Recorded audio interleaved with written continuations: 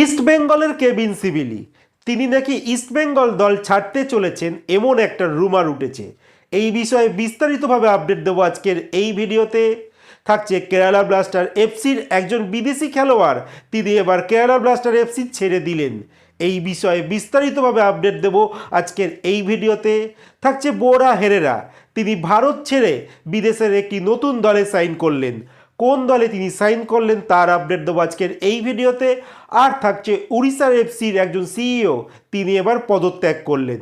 সমস্ত খবর এক এক করে বলবো, তার আগে প্রতিদিনের মতো বলবো খেলার আপডেট খবর পাওয়ার জন্য আমাদের চ্যানেলটিকে সাবস্ক্রাইব করতে একদম ভুলো না। তো চলো শুরু করা যাক আজকের প্রথম খবর।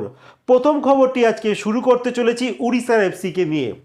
উড়িষ্যা এফসি এই বছর তারা কিন্তু কোনো টুর্নামেন্টে এখনও অবধি পার্টিসিপেট করেনি।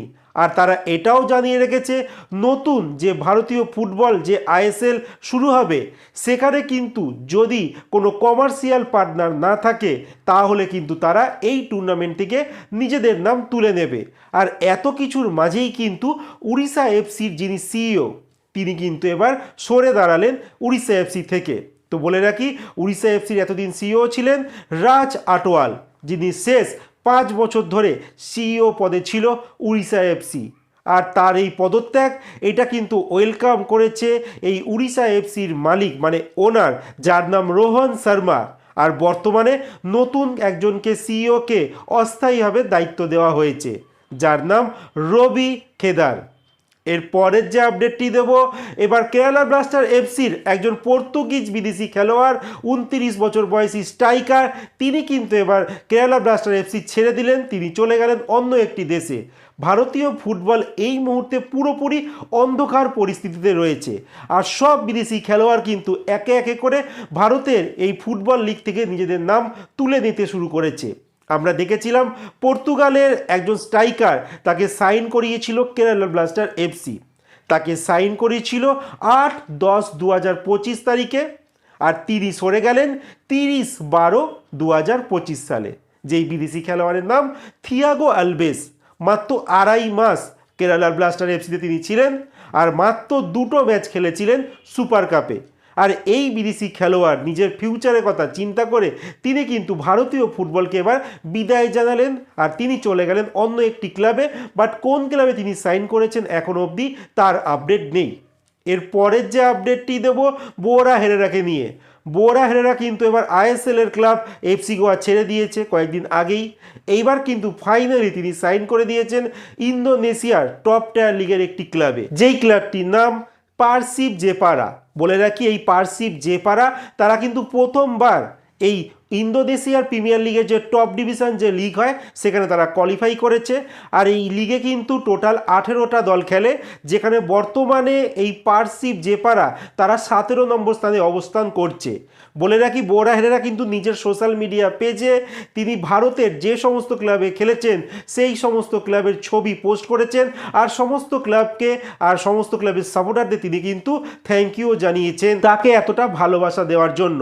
এখানে রয়েছে সবার প্রথম হায়দ্রাবাদ এফসি, তারপর ইস্ট বেঙ্গল আর সর্বশেষ এফসি গোয়া। এই 3টে দলে তিনি ইন্ডিয়াতে খেলেছেন আর এই 3টে দলকেই কিন্তু থ্যাংক ইউ তিনি জানিয়েছেন। এরপরে যে শেষ যে আপডেটটি দেবো, এই মুহূর্তে একটা রুমার উঠেছে ইস্ট বেঙ্গলের আর্জেন্টাইন একজন ডিফেন্ডার, যার নাম কেভিন সিবিলি। আর এই খেলোয়াড়টির উপর কিন্তু ইস্ট বেঙ্গলের জনতা, ইস্ট বেঙ্গলের ম্যানেজমেন্ট অনেক স্বপ্ন দেখছিল। আর এবার একটা রুমার উঠেছে এই কেভিন সিবিলি নাকি ইস্ট বেঙ্গল ছেড়ে দেবে, কারণ ভারতীয় ফুটবলে এই মুহূর্তে যা পরিস্থিতি চলছে তার জন্য নাকি সরে যেতে পারে এই কেভিন সিবিলি, যা দাবি করছে স্পেনের একটি পত্রিকা। যেখানে বলা হয়েছে স্পেনের 3rd ডিভিশনের একটি ক্লাব, যেই ক্লাবটির নাম কার্তেনেগা এফসি, সেখানে নাকি তিনি সাইন করতে চলেছেন। বাট এটা বলে রাখি, এইটা কিন্তু এখনও অবধি পুরোপুরি রুমার পর্যায়ে রয়েছে। সূত্রের খবর যেটা আছে, তিনি এখনও অবধি ইস্ট বেঙ্গলের সঙ্গে 1 বছরের কন্ট্যাক্ট রয়েছে আর এই মরশুম শেষ অবধি কিন্তু তিনি ইস্ট বেঙ্গলেই থাকবেন। কিন্তু তার ম্যানেজমেন্ট চাইছে তার হাতে একটা ভালো ক্লাব তুলে দিতে, যেখানে তিনি রেগুলার ফুটবলটা যেন খেলতে পারেন। সেই জন্য এজেন্ট তো নিশ্চয়ই চেষ্টা করছে অন্য ক্লাবে তাকে পাঠানোর, বাট ইস্টবেঙ্গল ম্যানেজমেন্টও কিন্তু তাকে ছাড়তে চাইছে না। এই মুহূর্তে ইস্টবেঙ্গলে তিনি কিন্তু একজন ভালো মাপে ডিফেন্ডার, আর অনেক দিন পর এমন একটা ভালো ডিফেন্ডার পাওয়ার পর ইস্টবেঙ্গল ম্যানেজমেন্টও কিন্তু এই খেলোয়াড়টিকে ছাড়তে রাজি হচ্ছে না, যার জন্য কিন্তু এখনও অবধি এটা বলা যাচ্ছে যে এটা রুমার পর্যায়ে রয়েছে, বাট অসম্ভব কিন্তু কিছুই নয়। কারণ ভারতীয় ফুটবলে ওই কর্মকর্তাগুলো যা অবস্থা করে দিয়েছে, এ নিয়ে যত কম বলা যায় ততই ভালো। ভালো ভালো বিদেশি খেলোয়াড় এক এক করে ছেড়ে চলে যাচ্ছে, র্যাঙ্কিংয়ে আমাদের টিম তলার দিকে নেমে গেছে, এবং কি দেশের 1 নম্বর লিগ সেটাও হচ্ছে না, সেকেন্ড ডিভিশন লিগ হচ্ছে না, মহিলা ফুটবল ওই নমনম করে চলছে। ভারতীয় ফুটবলে এই হতাশা যে কোথায় গিয়ে শেষ হবে এখনও অবধি বলা যাচ্ছে না। এই নিয়ে তোমাদের কিছু মন্তব্য থাকলে তোমরা কমেন্টে জানাতে পারো।